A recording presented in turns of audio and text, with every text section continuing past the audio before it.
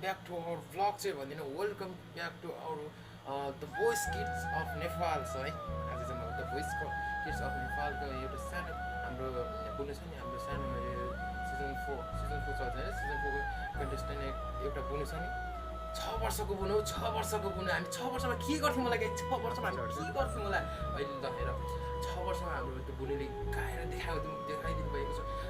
मलाई मन सुको छ गाइस मन सुको छ। हामी 6 वर्षमा के गर्थ्यौँ मलाई सोध्दा हामी के गर्थ्यौँ होला तपाईँहरू कमेन्ट गर्नु होला। हामी 6 वर्षमा के गर्थ्यौँ होला। म चाहिँ 6 वर्षमा के गर्थेँ भने मान्छेहरूसँग बोल्नु पनि सक्दैथिनँ क्या। मान्छेहरू बोल्नु सक्दैन भन्नुको मतलब मान्छेहरूसँग बोल्नु पनि लजाउँथ्यो अनि डराउँथ्यो क्या। डर हुन्थ्यो एउटा डर हुन्थ्यो।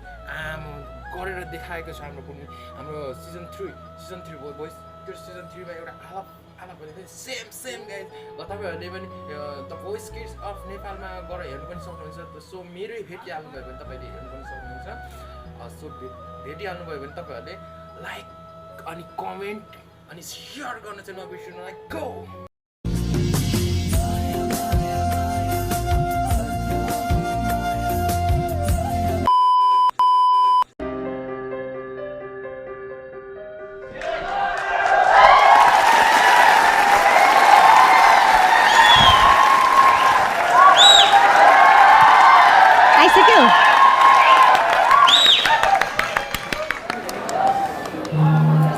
All the best. हामी उता